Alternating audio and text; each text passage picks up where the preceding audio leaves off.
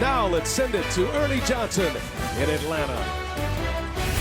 All right, BA, the number one seeds, East and West, doing what they had to do, and that is reclaim the home court edge. 2-2 series, both as Golden State and Atlanta return home in the conference semifinals. Highlights of both games, the analysis of Chuck, Kenny, and Shaq, and buzzer beaters that we've seen so far, and an image that will live on for a long time in NBA history. It's one of those iconic moments this date in NBA history. Shaq blocked a shot or something? No, made a free throw. Made a lot of them. Inside, it comes your way next.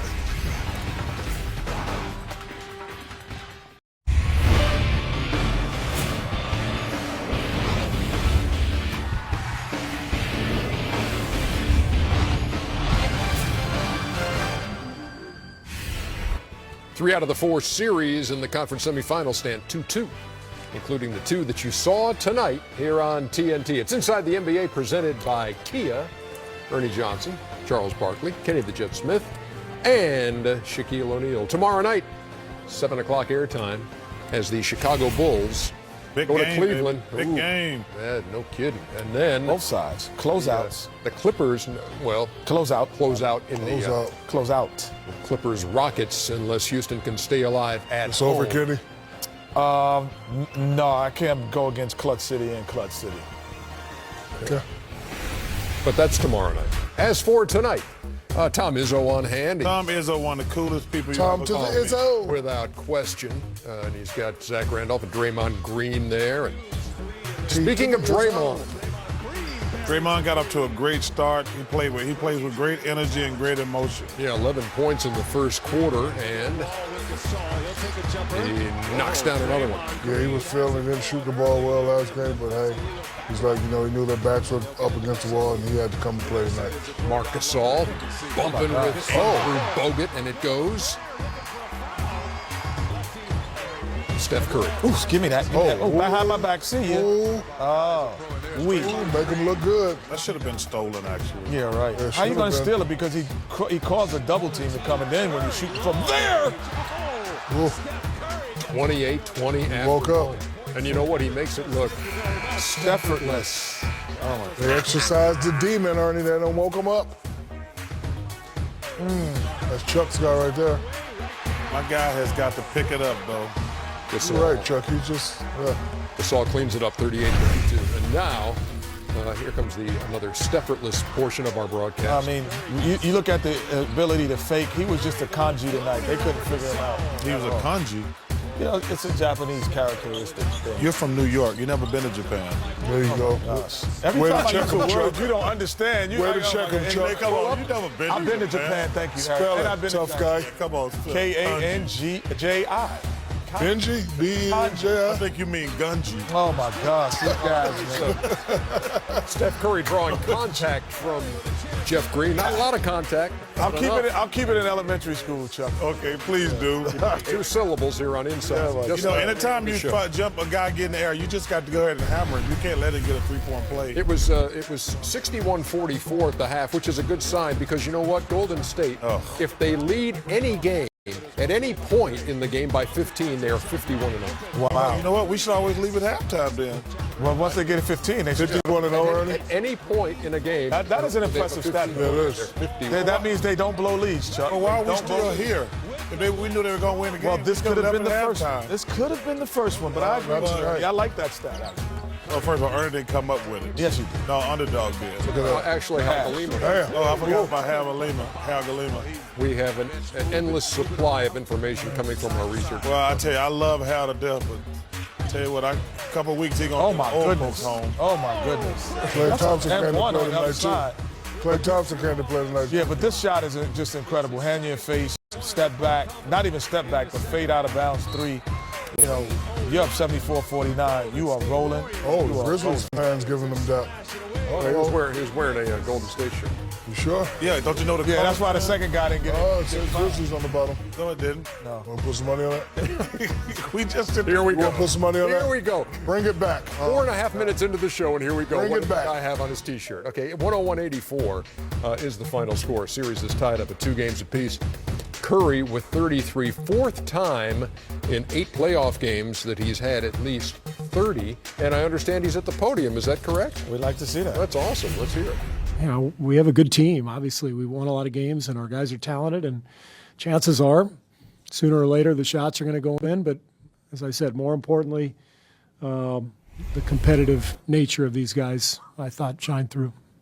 Steve, what was the difference with Steph tonight, and was it just a matter of the shots going in this time, or was there a mindset change? I thought his mindset changed. You probably noticed early in the game he wasn't shooting a whole lot. He was just trying to get the ball moving, which was our focus. I thought he was really patient early, and then the game came to him. And once we moved it a couple times and he got an open look, he got into a better rhythm, and that's the whole point. And we're still not there. We turned it over 21 times, and half of them were totally uncalled for, But if we move it and just make the simple pass and keep it moving, we're not always going to get a great shot, but we'll get more than we've been getting, and we'll get a lot, and that's how we have to play. Steve Kerr on Steph Curry. 33 in Game 4, and rediscovering the stroke. He'd been 4 for 21 in Games 2 and 3 from the promised land, Shaq. He's a spectacular shooter. And, throughout the history of the game, spectacular shooters can be off every now and then, but you can never hold them down long periods of time. Ray Allen, Reggie Miller, and now Steph Curry. A lot of people thought, jam him up, double team him. He's become a little bit inconsistent these next 2 games. Maybe we can stop him. But, if you have the right mindset and you stay confident, like he's been doing, he'll get it back. And, tonight he just showed that he's a spectacular shooter.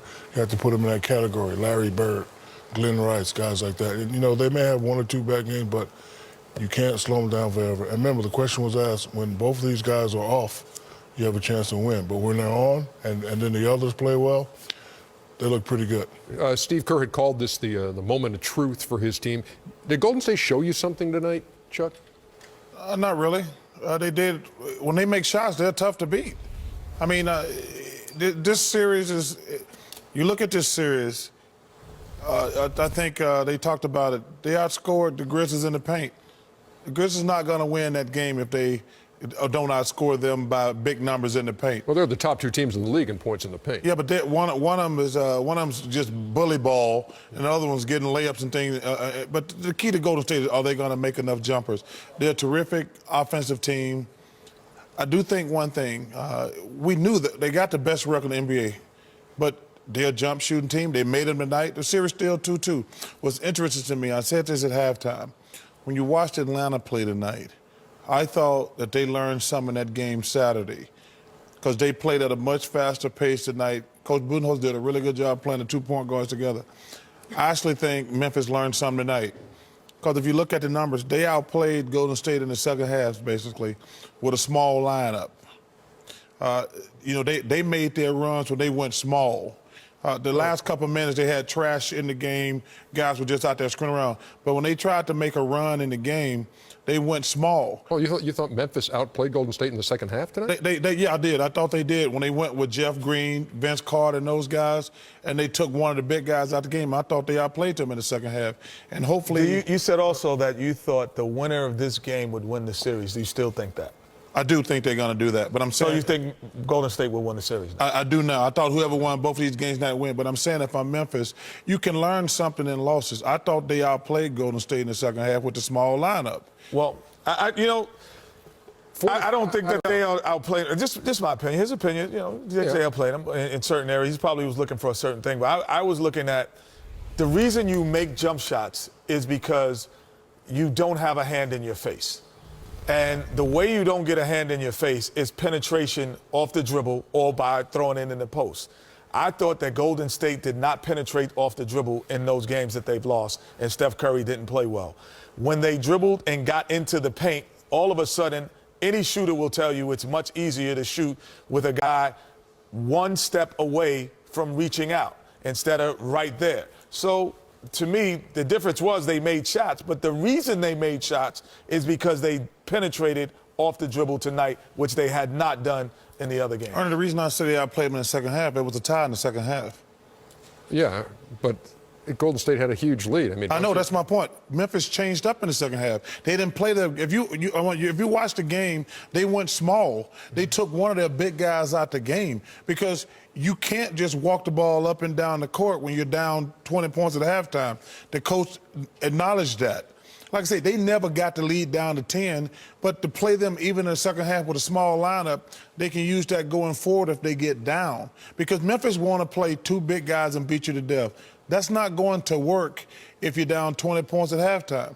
But they went small in the second half, and the stats prove it out. It was a tie in the second half. Yeah, I think though it's a tie. So that indicates that they outplayed. I'm just. The only thing I'm saying, and I see what sense. Ernie was saying is to me is that Shaq ready for the music. But I think the one thing that what you're saying is, but there was Livingston on the court, there was everyone but the core guys. But I thought Steph and Clay were out there. But I'm saying when the core Memphis guys were on the court, they could not handle dribble penetration and shot selection. And I told you before the game, they're not going to stop those guards anyway. But what I'm saying, what Memphis did in the second half, they took one of those big guys out. Do you think they can win the series doing it? I don't think they can beat them small exclusively. No, because you've already picked Golden State now to win the series because they won this game. So there you go. Shaq, I stand corrected. Okay. It was a Grizzlies fan that he. One thing I know how to do is read. I stand insulted as well. When we come back, That's pretty good, Shaq. top seed in the East. All you can do is read. Looking to reclaim the home court edge. The Hawks and the Wizards. You guys talking about colors. I know what I saw. 4 highlights. 2 Z's, a L, a I, E, and an S. Hey, be I careful, don't big need to fella. see the GRI. I saw 2 Z's, L, I, E, S. Skeets, Taz, Lee, and Trey, always an entertaining look at the NBA. We call them the starters. Well, they call themselves the starters as well. And you can catch them on NBA TV weeknights. Missing John Wall for the third straight game Monday night, the Washington Wizards still had a chance to put the Hawks up against the wall in Game 4. In the words of Atlanta's leading scorer in this postseason, Damari Carroll, Game 4 brought a chance for the Hawks to act like a #1 seed. Taken to 6 games in the first round by Brooklyn, the Hawks were looking at a 3-1 deficit dead in the eye if they could not even the series on the road. We go to the phone booth, Verizon Center in Washington. Paul Pierce coming off that game winner, the buzzer beater in Game 3. Oh, yes. Oh, old man move. See, step you back. He was knocking down those threes in the first quarter and 4 for 4 in the first half from deep. Let's get off the run. And this is where the Millsap, his versatility, bring it up so Teague is able to run. He doesn't have to come back to the basketball because they have 4 or 5 guys that handle it. That looked like offensive foul. it's not even though offensive. it was a dunk. The first part was offensive. Second part might have been as well. It's called positioning, Kenny. Okay. Like that suit need to be positioned in the garbage can. Oh, no. That was totally unnecessary. That's a flagrant, that's a flagrant 1.5. Oh, Versatility, man. That's between he and Teague. You know, they actually were super aggressive, Chuck, able to come through. We said Teague is their best player, but he was big, Millsap, today. Again, right here. No sign of that flu from Game 3. Oh, he had the flu. He was sick tonight, but it was for the other team.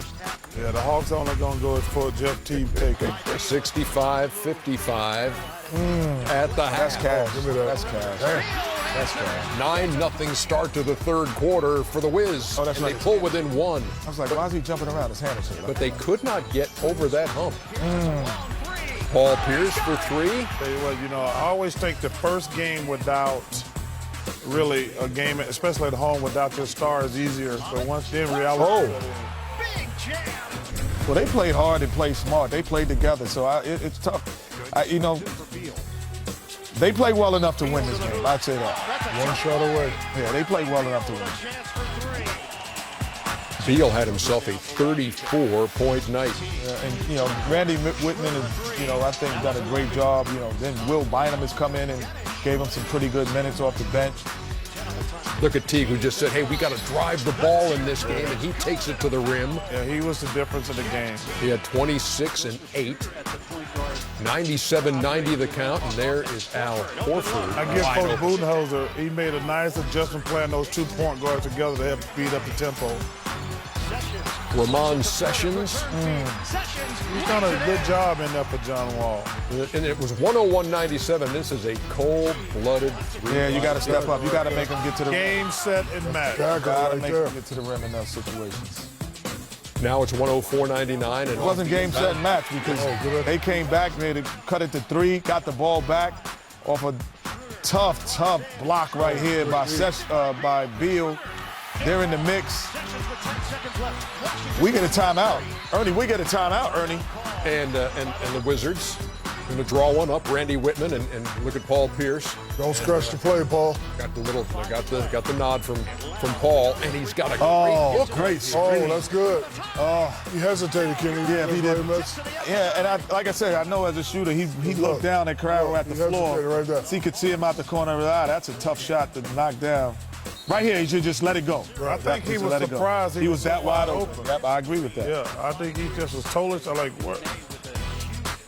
You should have waited for him. So the chance to tie goes by the boards, and then 106-101 is the final as Atlanta puts it away at the free throw line, and the Hawks have evened the series at 2 games apiece as they come to Atlanta Wednesday night for pivotal Game 5 in the best of 7.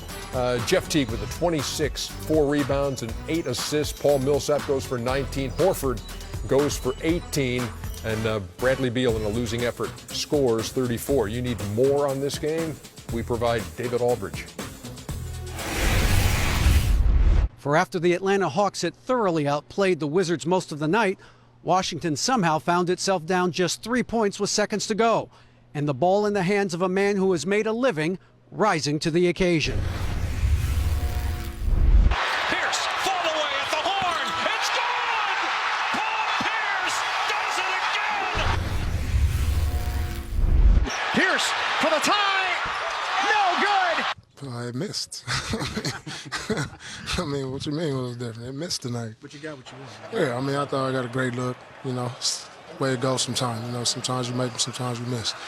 I thought I was going in, you know. And I mean, it was a great look, great play drawn up by Witt. You know, they started switching. They were kind of confused, and Paul had a great open look. And the open one's always the hardest one to make. I wasn't thinking very good thoughts. I was thinking, how did he get so open? The Hawks dominated play behind their point guards, Jeff Teague and Dennis Schroeder, who got to the rim at will and created shots for their teammates. I thought he and Jeff were both very good. We could put the ball in either one of their hands and get them in attack mode, get them in aggressive type of situations. And then on the backside, you had a second one that, you know, could play a second pick and roll or get to the paint. I got a text from Mike Bibby, Nick Van Exel, all those guys telling me just to be aggressive. And it carried throughout the whole team, man, the whole film session about being aggressive. To me personally, I think this is the best we played all series. You know, 30 assists, the way we played defense, the way we stepped up, the way we helped each other, the way we moved the basketball, the way we set screens. We were more physical, we were more aggressive. After 3 games of fits and starts, the Hawks may well have finally found their offensive voice. At the very least, they took back home court advantage, and they'll have a chance to take a 3-2 series lead Wednesday at Phillips Arena. In Washington, I'm David Aldridge. As good as Atlanta has looked as the #1 seed, 30 assists on those 41 made field goals, and Hennessy never stop, never settle. The guy that you pinpointed, Charles, Jeff Teague, coming through in a big Game 4 for Atlanta. You know, he played fantastic. I look at him as the barometer of the Hawks because he's the guy to get all those other guys involved. He's a terrific player. He's kind of reminds me of Tony Parker. It's almost impossible to keep him in front of you. And, you know, we actually thought there was something wrong with him because he hasn't played like the all-star he has been in the playoffs so far, but he was fantastic tonight. But like I said, I still want to give a shout-out to Coach Budenholzer because playing those 2 point guards together really sped up the tempo. There's a reason they had the most points at the halftime. They scored the entire playoffs. You know, subtle adjustments in the playoffs from game to game are a big deal in the NBA. So take your hat off to Jeff Teague, Lil Schroeder and Budenholzer, and everybody on their team played well, but that's the guy who got it going, Jeff Teague. both #1 seeds, when they stick to their game plan and play their game, they look unbeatable. You know, tonight Atlanta really got the ball inside, you know, penetrated it well. Because, you know, one of their best players, Kyle Korver, didn't have a big game. You know, usually for them to win, he has a big monster game. But, you know, Jeff Teague, you know, he's the head of the snake. He's playing well. And, you know, Paul Millsap kept saying, we need to move the ball. We need to play defense. That's part of their game plan. It's all about we. You know, people don't forget they have 4 All-Stars, so it's a team mentality. But when they play the right way, you know, they're hard to beat. So, you know, the question is, can they continue to play the right way for these next 3 games and do something they've never done, move on to the next round? Marcin Gortat's had a good postseason for the Wizards, just 3 points, 8 rebounds, 1 out of 7 tonight in the loss. You know, the NBA made a statement at All-Star Weekend when they put the 4 Atlanta Hawks there. They wanted it to be more about team instead of an individual. So they were rewarding the team just as much as they were those individual players. And to me, it shows when one of those guys, you know, Teague, like we've agreed, is the guy. But when one of those guys are not there, the responsibility that the others have is too much to bear. Kyle Korver is not a great ball handler. So when you have Teague out and he has to handle the basketball, when Millsap is out and you ask Horford to be more versatile and play out more on the perimeter, a little bit too much for him. He's more free throw line and in. So everyone benefits from them being there, and they can stay in their responsibility. So the reward that they got at All-Star Game showed tonight that all of them together collectively make a great team and not individually. Again, John Wall not playing for the 3rd straight game, and you heard Charles talking about the suit, and you also heard Shaq talking about that suit. J.R. Smith, your suit though, terrible. Worse than whose suit? Worse than Charles' draft suit. Charles' draft suit. JR, I was Poe. I was Poe back then. Poe, spell it. P-O. JR, I wasn't like you young guys who get drafted now who have a $1,000 suit on. I was Poe back then. But I tell you what, I rocked that plum though, didn't I? Oh, you did something to that plum. When we come back, I'm crazy. Plum crazy, yeah, very nice. Fresh from LeBron's game winner in Chicago, the Cavs have reclaimed the home court edge. Now can they take their first lead in that series? Tuesday night preview is on the way. Choke them out, choke them out. That was killed them in the celebration.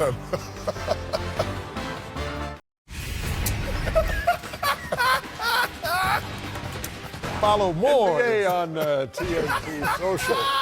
Follow us if you would, please. Shout out to my girl Snooki. What's wrong, man? Chuck loves you. Snooki. I ain't heard her name in years, man.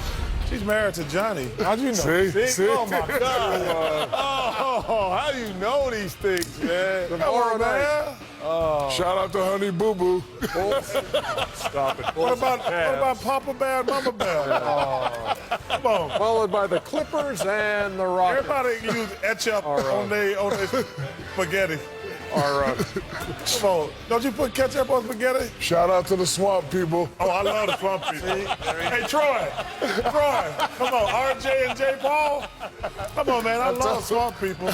Hey, don't you heard it? Do me a favor. Shout out Rachel Nichols. Hey, Rachel Nichols, I'm going to get your credentials back next time there's a fight. Go ahead, Rachel. Come on, Rachel. This Bulls-Cavaliers series has sometimes felt like it should take place in a doctor's waiting room as opposed to a basketball court.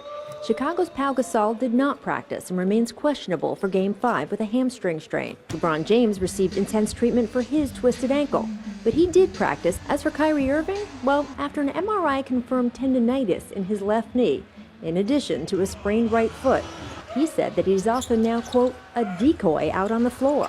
Now it's just about finding ways I can still be effective. And take some pressure off Bron. I can't look myself in the mirror and sit on the bench or sit in the locker room while I watch my teammates go out there. I'd rather give 30%, 40% rather than give none at all. I literally can't do it. The Cavaliers were also dealing Monday with criticism of coach David Blatt, who at the end of Game 4 first tried to call a phantom timeout and then called for someone other than LeBron James to take the final shot. A play LeBron changed in the huddle. To me, it's not a story. It's just It's part of the drama. Yeah, he's catching heat because he's coaching me. That's all that's about. He didn't veto the play. He just felt strongly about what a better situation would be. My team respect me to make some decisions. There's no difference between a great quarterback calling an audible. There's no difference. We'll see if there's more drama to come on Tuesday. In Cleveland, I'm Rachel Nichols. It's now 2 straight blowout losses for the Houston Rockets. The most recent one began with a Hacker-Jordan strategy that didn't pan out. They beat the hell out of us. I don't know what to tell you. Our game plan was starting off the game. We really wanted to go to Dwight, and then we got in foul trouble there. I get emotional when I'm playing in the playoffs, and I want to win so bad that it's just frustrating at times. But I just got to try my best to keep my cool. We said, well, let's just foul them for a while and see if we can slow the pace down and stuff like that. I don't have any say whether I like it or not. I'm a basketball player. I play basketball. Strategy is that's not my job. Personally, I don't like it, but I guess different coaches have their different philosophies. All that does is just put us in a position where now they're in foul trouble. Guys have fouls. Now they don't, they're scared to, maybe go for that block that they would have go, or that steal they might have went for. Now they're not doing that. DeAndre, they started intentionally fouling you 3 minutes and 40 seconds into the game. What was your thought at that point? It was.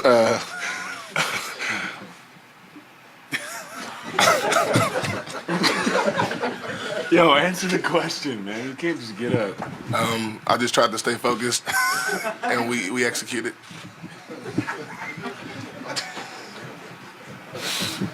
You guys are welcome. You're welcome. Clippers trying to close out the Rockets. I didn't know. What happened? You leaving too? Yeah, Hacker Jordan, Hacker Shaq, I'm out too. Way to go, DeAndre. 34 times. Is that the last segment? No, man. Oh, okay. Oh, my bad. Yeah, we usually have like 5. Yeah, we normally say when we leave. We say don't say nothing. What if I throw this chair at your head? You're going to miss 7 times.